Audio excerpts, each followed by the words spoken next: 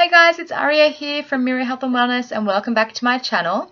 For those of you who don't know me, I'm currently studying to be a certified health and life coach specializing in fertility and preconception care, and I've just hired my own fertility coach to help me get pregnant in the next 90 days. Fingers crossed. So if you haven't done so already, please like this video and hit the subscribe button down below so that you'll be first to know when I release brand new content just like this.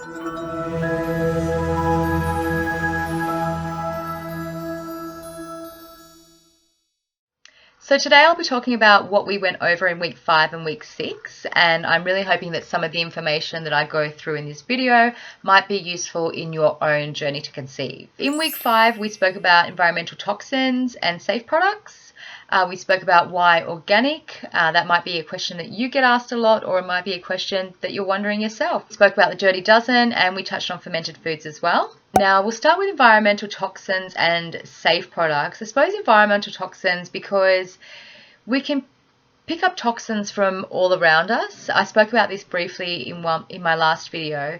And with our skin being the largest organ in our body, any of those toxins that basically get onto our skin through lotions, through cleaning products, through laundry detergents, it will affect the other organs in your body as well as your hormones and your fertility. So we were just sort of discussing, okay, well, what can we do to eliminate some of these toxins from our daily life, and how can we replace those products with safe, clean products? Some of the household cleaners that I've been using, are full of toxins, and those toxins do greatly disrupt the endocrine system. And the endocrine system is a collection of glands that produce hormones in the body that help regulate your metabolism, growth and development, tissue function, sexual function, reproduction, sleep, and mood, amongst other things. So through this discussion, the two things that I immediately chose to upgrade were my laundry liquid and my spray and wipe.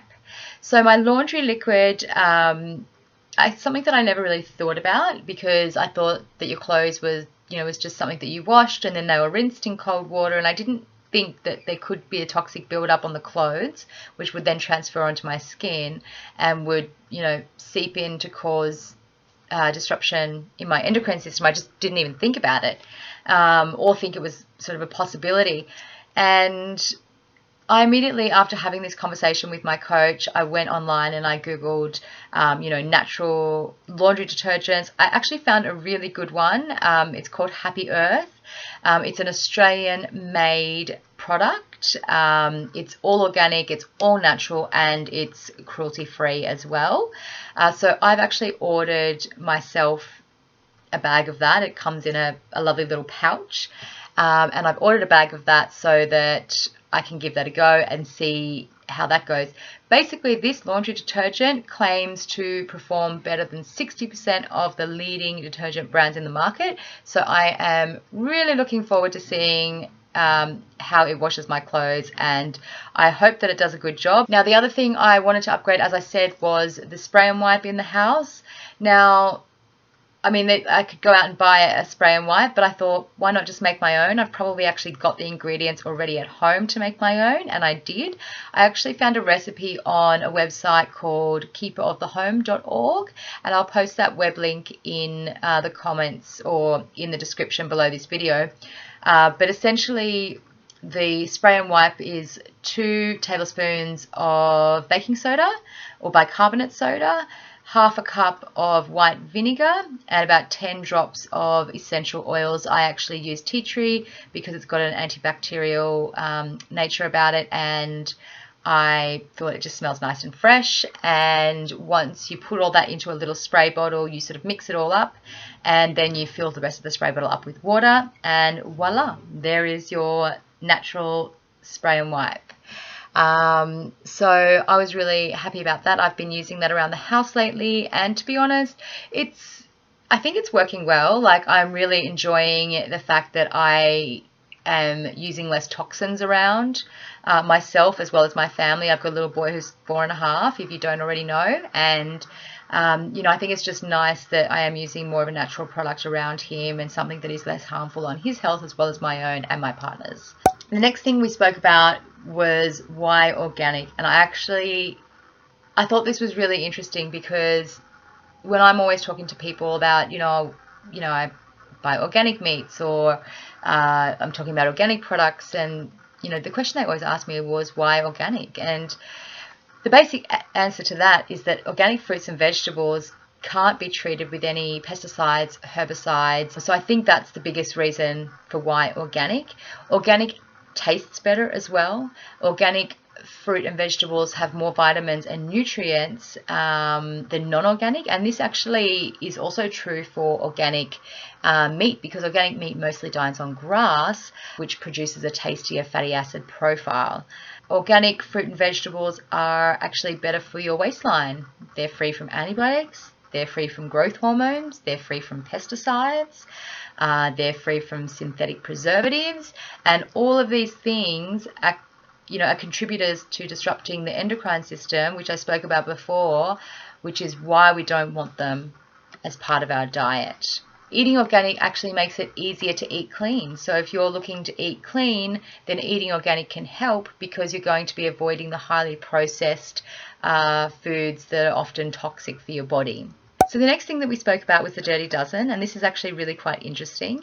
The EWG, or the Environmental Working Group, is a group based in the United States, and they put together a list every year of the Clean 15 and the Dirty Dozen. Now, the lists are determined by evaluating 6 different factors and scoring each of them, and the Dirty Dozen are the 12 fruits and vegetables that have the highest pesticide loads, and the Clean 15 are the 15 fruits and vegetables that have the lowest pesticide residue. So essentially what you're looking to do is you want to eat, or you always want to eat all organic where possible, but if for whatever reason you can't do that, or it's not financially sustainable for you to do that, then you want to try and eat the Clean 15 from sort of like the normal grocery aisle, and then the Dirty Dozen, you actually want to go to the organic section and you want to pick up the Dirty Dozen as organic products, because that's where you're going to limit your toxic overload and you're going to limit your pesticide intake. The last but not least thing that we spoke about in week 5 was fermented foods. I really love fermented foods, and this is something that I've been incorporating into my diet for a very long time, even before starting this health coaching program with my wonderful coach. Basically, the reason why that we want to incorporate fermented foods into the diet is because fermented foods will help support your immune system by fortifying your gut microbiome. Healthy, balanced gut bacteria is necessary for processing toxins in the body, which lowers inflammation and reduces toxic exposure to the developing fetus as well when you become pregnant. So it's really important to incorporate some fermented foods into every meal if you can. Some of my favorite fermented foods, and the foods that I love incorporating into my diet, is number 1, sauerkraut.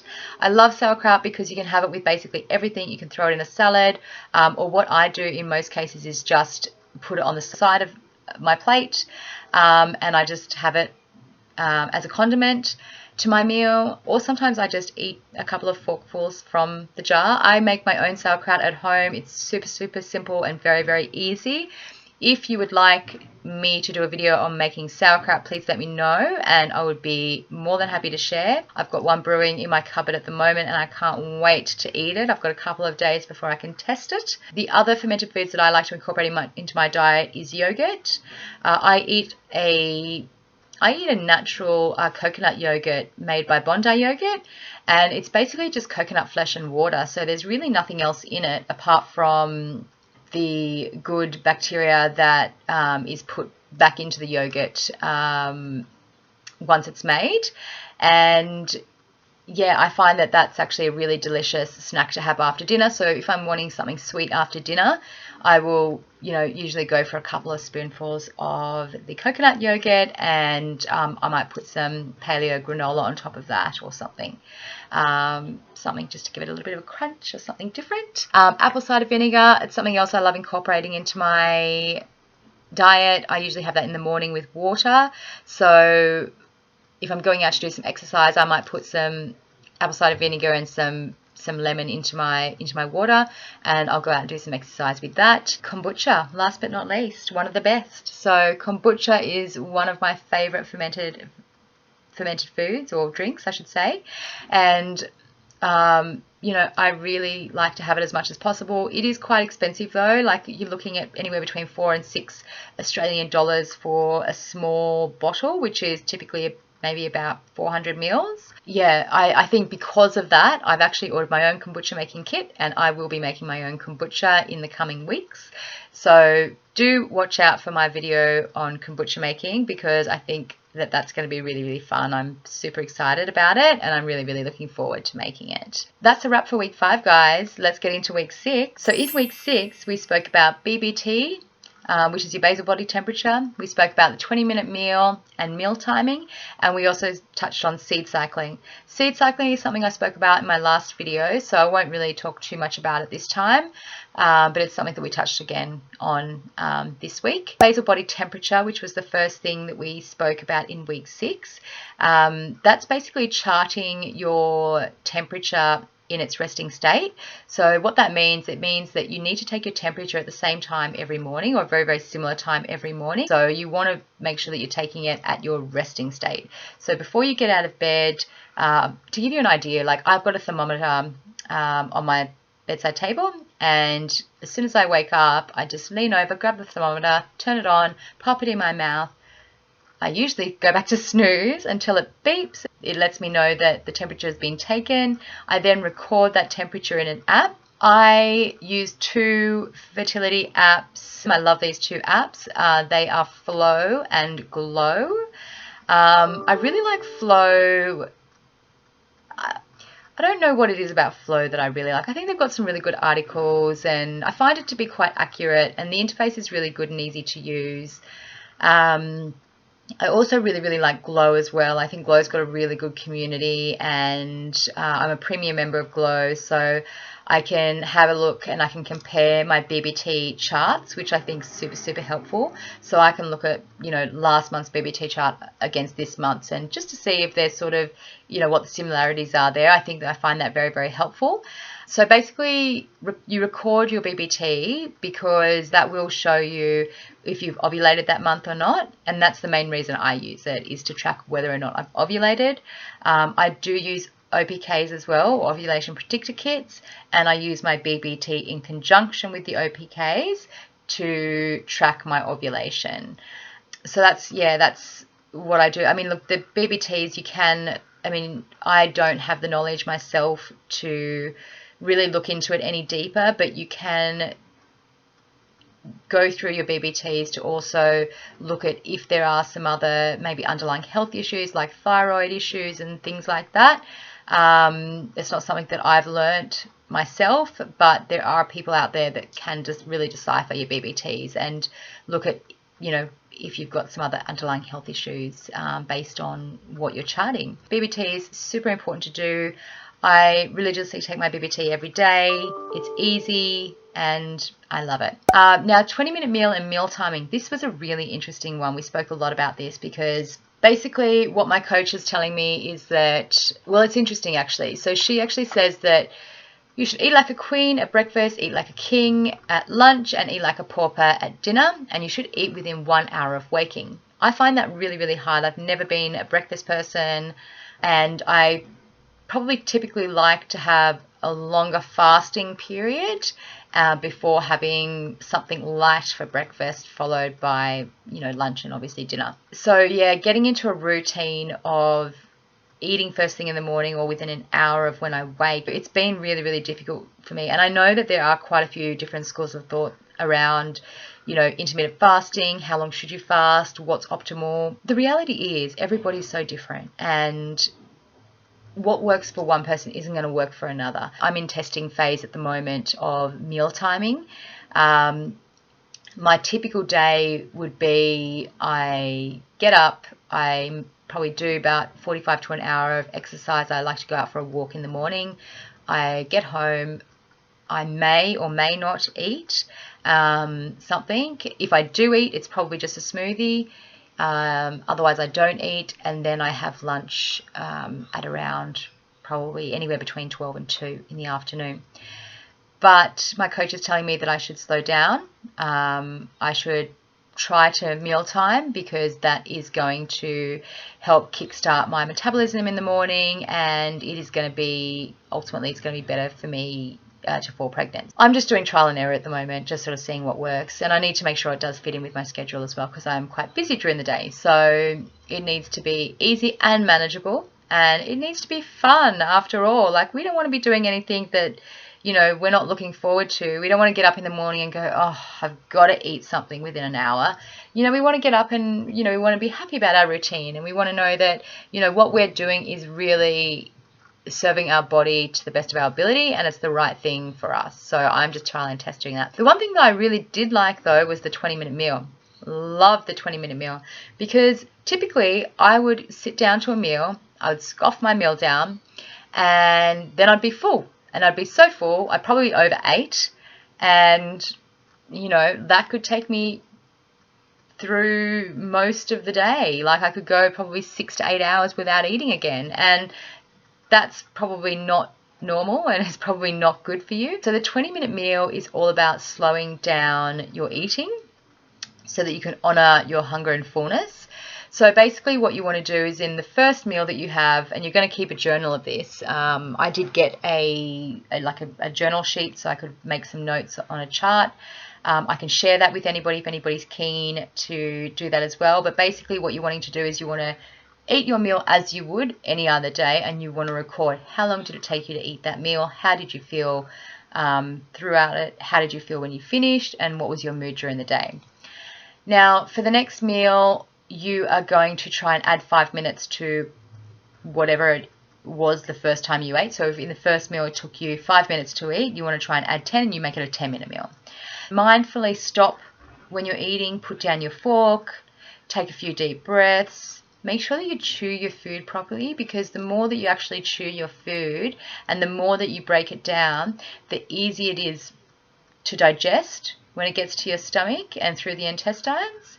And the easier it is for your body to process it, basically. So you really want to make sure that you're chewing your food properly, you're slowing down, and then, you know, being mindful when you're doing that, you're also being mindful of when you're actually full. You basically want to eat till you're about 80% full. You don't want to eat until you're stuffed. You want to eat until you're about 80% full, and this will help you not overeat as well. So just slow down, as I said, take a few deep breaths, put your fork down, make sure that you're chewing properly, and just use different things like that to really extend out that meal, and that will ultimately go through your body and be digested a lot easier as well. But it'll also stop you from overeating, because you'll realize when you're full and when you don't need to eat anymore. So that was a really, really good tip, and I've really been enjoying that. That's really been a game changer for me. Like, honestly, I think just slowing those meals down and making sure that I'm chewing properly, I feel like my body is digesting the food better, and it's being processed a lot easier, and that's been working for me. So whether or not I'm eating at regular times, I think slowing the meals down has been really, really good. And that was a key takeaway. That was an eye opener. That was something that I would say, you know, if you're going to do either or, do the 20-minute meal. I think that it's really beneficial. Now, last but not least, in week 6, we spoke about seed cycling. Now, I touched on that in my last video. Basically, it's where you eat different seeds at different times of the month to help promote fertility. And that really helps with your hormone production. So basically, in the first half of the month, from when you get your period to ovulation, you want to be eating flax seeds and pumpkin seeds.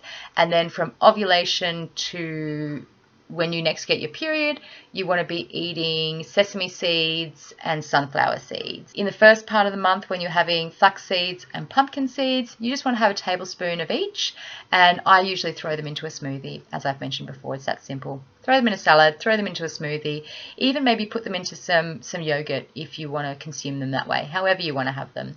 But you swap those seeds out, and you just keep basically doing that on rotation, and that's supposed to help with your hormones and fertility. So guys, that's a wrap for week 5 and week 6 and what I've learned in these 2 weeks. There's been a few really, really good takeaways. I've been really, really excited about trying the natural products, especially the laundry detergent and the spray and wipe.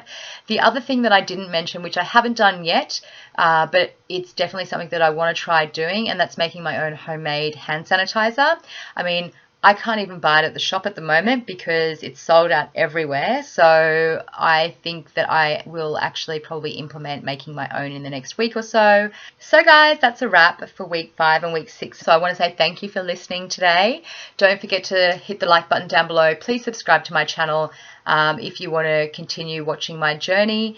And I really just hope that everyone stays safe at the moment. You know, everything that's going on with the coronavirus, COVID-19, you know, it's very, it's tough times, I think, for a lot of people ahead, and it's a lot of uncertainty. So please do look after yourself. Please make sure that you are taking some of my advice by incorporating, you know, natural foods into your diet, eating as little toxins as you can, eating as much organic as you can so that you get that nutrition boost from those products, and, you know, really just look after yourself. You know, incorporate the fermented foods, because fermented foods do wonders for your gut microbiome, which will help fight you know, any infections down the line, hopefully. But really just look after yourself, practice your social distancing, and I hope that you and your family stay safe, guys. Until next time, have a great day, and thanks so much for watching. Bye.